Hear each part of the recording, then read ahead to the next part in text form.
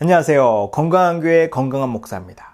지난 시간에는 교회 안에서 목사가 성도들과 어떻게 관계를 맺어야 되는지 강의했어요. 단순합니다. 목사가 목사다움 돼요.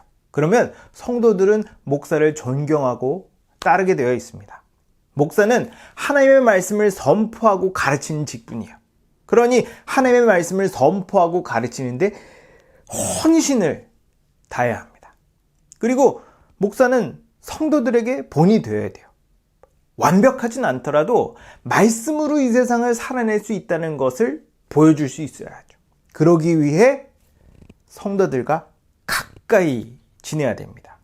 그런 중에 성도들이 만약 잘못된 길을 가고 있다면 엄히 책망할 수 있어야 되죠. 정말 목사가 성도를 사랑하고 진실되게 대한다면 성도들은 목사의 말을 들을 겁니다. 그럼 성도들은 교회 안에서 목사를 어떻게 대해야 할까요? 저야 당연히 목사니까 할 말이 많겠죠. 여기서 굉장히 많은 얘기를 할 수 있겠지만 절제하고 절제해서 특별히 중요한 몇 가지만 다루도록 하겠습니다. 건강한 인간관계 맺기 9강. 교회 안에서 성도는 목사에게 어떻게 행동해야 할까라는 주제로 강의하도록 하겠습니다. 하나님께서 교회를 세워나가는 원리가 있어요. 가장 먼저 목사를 세웁니다. 에베소서 4장 11, 12절을 보면 예수님께서 어떤 사람은 사도로, 어떤 사람은 선지자로, 어떤 사람은 복음 전하는 자로, 어떤 사람은 목사와 교사로 삼으셨으니 이는 성도를 온전하게 하여 봉사일을 하게 하며 그리스도의 몸을 세우려 하심이라고 말해요. 교회 안에서 목사의 역할은 분명합니다. 성도를 하나님의 백성답게 양육해서 하나님 뜻대로 살게 하는 거야. 그렇게 하기 위해 하나님은 목사에게 성도를 지도하고 관리할 수 있는 권세를 주십니다. 그럼 성도는 이런 목사에게 어떻게 대해야 할까요? 먼저 겸손한 태도를 가져야 합니다. 교회에서 설교하고 가르치다 보면 아주 태도가 불량한 사람들이 있어요. 팔짱을 이렇게 끼고 얼마나 잘 가르치는지 보자 라는 눈빛을 보냅니다. 몇십 년 전만 해도 목사는 다른 사람에 비해 교육 수준이 꽤 높은 편에 속했어요. 그러다 보니 목사는 교회뿐만 아니라 지역사회에서도 존경받고 존중받았습니다. 그러나 지금은 목사보다 더 학력도 좋고 더 교양 있는 분들이 많아요. 게다가 다양한 경험을 하신 분들도 많습니다. 젊은 사람들 중에도 여기저기서 다양한 지식을 배운 사람도 있죠. 그러다 보니 성도들 중에 마치 자기가 목사보다 우위에 있고 우월하다고 생각하는 사람들이 있어요. 그리고 자기가 배운 지식과 경험으로 목사의 설교와 가르침을 비교하고 판단합니다. 저 말씀은 나랑 생각이 다르네. 저 목사님은 저걸 저렇게 얘기하네. 무슨 논평하듯 설교를 듣습니다. 물론 성도는 목사가 성경을 성경적으로 설교하고 있는지 분별할 수 있어야 돼요. 그리고 성경적으로 설교하지 않는다면 동의하지 않을 수도 있습니다. 근데 제가 말하려고 하는 건 태도예요. 목사는 하나님으로부터 교회를 지도할 수 있는 권위를 위임받은 사람입니다. 성도는 그 목사의 지도를 받는 하나님의 백성이에요. 목사가 말씀을 전하고 지도하는 건 사적으로 하는 게 아니라 하나님의 대리자로서 공적으로 하는 겁니다. 하나님의 이름을 걸고 이 일을 하고 있으니 그 어깨가 얼마나 무겁겠어요. 나중에 하나님은 그 책임을 목사에게 물으실 겁니다. 근데 자기보다 학력이나 지적 수준, 나이, 경험 등이 적다고 또는 자기와 생각이 다르다고 목사를 무시하는 건 그 목사를 세운 하나님을 모욕하는 것과 다르지 않아요. 물론 목사가 실제로 역량이 부족할 수 있습니다. 그러나 그런 것을 따지기 전에 목사를 대하는 태도가 불량한 건 다른 차원이에요. 그 사람이 교회 밖에선 얼마나 똑똑하고 잘 나갈진 모르겠습니다. 하지만 그런 사람은 교회 안에서 가장 미련한 사람이에요. 하나님은 교만한 사람을 인정하지 않으십니다. 하나님께서 기뻐하신 사람은 겸손한 사람이에요. 그리고 겸손한 사람은 목사의 역량이 부족하더라도 그분을 존중하고 귀하게 여기죠.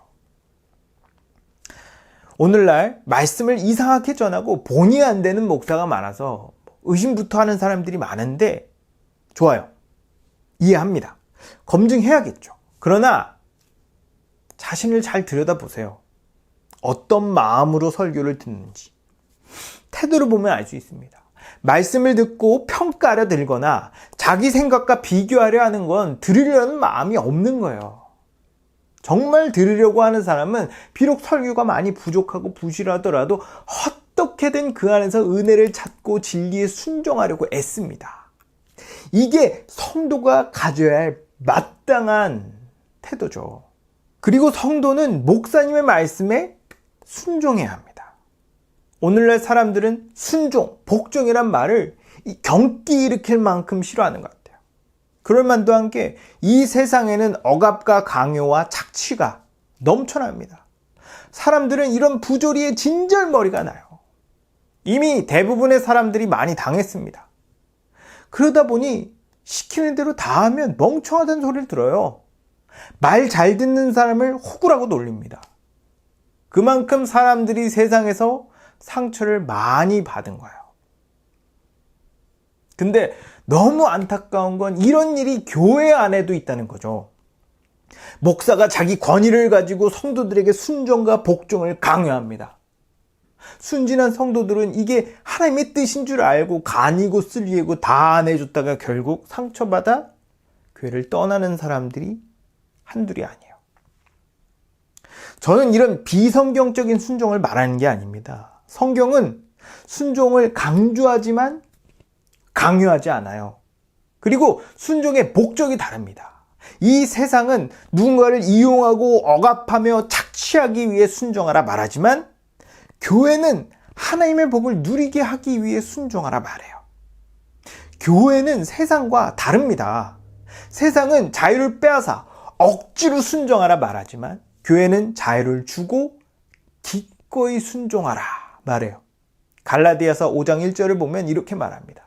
그리스도께서 우리를 자유롭게 하려고 자유를 주셨으니 그러므로 굳건하게 서서 다시는 종의 멍에를 매지 말라. 목사는 성도가 순종하는 것이 그 사람에게 유익하다는 걸 알기에 순종하라고 말해요. 그동안 많은 목사가 순종의 의미를 잘못 이해하고 잘못 적용해서 교회 안에 상처받은 사람이 너무 많고 교회가 그 사실을 알기에 교회에서 성도들에게 순종하라는 말을 잘 안 합니다. 저도 순종하라는 말을 하기 전에 이거 오해하면 어떡하지? 이게 기분 나빠하면 어떡하지? 하는 생각이 들어서 많이 주저해요. 그럼에도 불구하고 순종하라고 말하는 이유는 순종만큼 좋은 것이 없기 때문입니다. 사무엘상 12장 22절에 유명한 말이 있죠. 순종이 제사보다 낫고 듣는 것이 수령의 기름보다 낫다.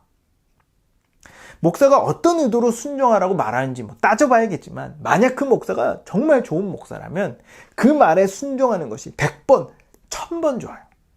목사가 순종하라고 말한 것은 다 성경적인 맥락이 있는 겁니다. 그러다 보면 때론 순종하기 싫고 때론 부당하다는 생각이 들지 모르겠어요.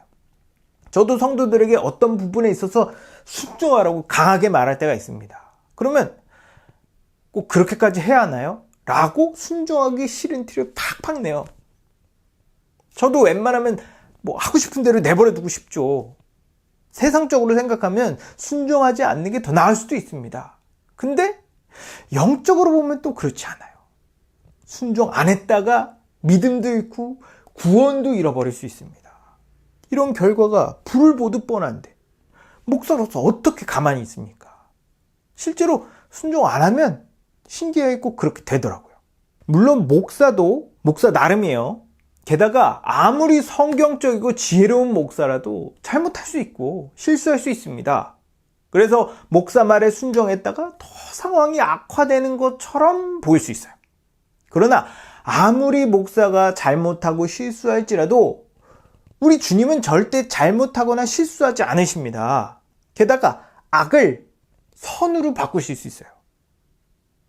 하나님은 우리의 마음을 보십니다. 만약 누군가 하나님을 신뢰하는 마음으로 목사의 말에 순종했다면 저는 그 안에서 하나님의 놀라운 역사가 있을 거라고 믿어요. 저는 대부분의 성도들이 신앙이 자라지 않거나 삶이 변하지 않는 가장 큰 이유 중에 하나가 목사의 지도에 따르지 않기 때문이라고 봅니다. 만약 목사의 지도에 의문이 들고 납득이 되지 않는다면 물어보십시오. 성도를 이해시키고 납득시키는 것도 목사의 역할입니다. 근데 꼭 물어보는 사람들 중에 이미 마음에 순종하지 않으려고 작정한 사람들이 있어요. 그럼 왜 물어보는 거야? 이런 사람은 순종하지 않을 명분을 찾기 위해 물어보는 겁니다. 그래서 태도가 분명해요. 순종하고 싶은데 마음에 확신이 없어서 물어보는 거랑 질문 자체가 다릅니다. 근데 만약 정말 주께 순종하고 싶어서 순종의 이유를 물어본다면 목사는 아주 친절하게 성경적인 근거를 대면서 잘 설명해 줄 거예요. 좋은 목사 밑에서 하나님의 말씀을 잘 배우고 잘 순종하다 보면 교회 안의 인간관계뿐만 아니라 교회 밖의 인간관계까지 좋아질 거예요. 그렇게 되라고 목사가 성경을 가르치고 순종하라고 말하는 겁니다. 여러분, 하나님께서 목사를 교회의 지도자로 세우셨어요. 교회에 소속됐다면 그 교회 목사님을 존중하고 존경하십시오. 겸손한 자세로 가르침을 받으세요. 목사의 지도에 순종하십시오. 물론 그 가르침이 정말 성경적인지는 따져봐야겠지만 그것과 별개로 하나님은 여러분의 마음과 태도를 보십니다. 정말 하나님을 사랑하는 마음으로 목사를 존중하고 그 말에 순종한다면 하나님은 어떻게든 합력하여 선을 이루실 거예요. 순종했는데 그 목사의 가르침이 성경적이라면 본인도 깜짝 놀랄 정도로 삶이 변화되는 걸 경험할 겁니다. 삶의 전반적인 것들이 다 새롭게 변하고 모든 관계가 좋아지는 걸 경험할 거예요. 목사가 순종하라고 말한 이유는 성도들이 행복해지길 바라기 때문입니다. 순종은 정말 좋은 거예요. 여러분 모두가 겸손한 태도로 목사님이 전하신 하나님의 말씀을 듣고 순종하여 삶이 놀랍게 변화되길 주님의 이름으로 축복합니다.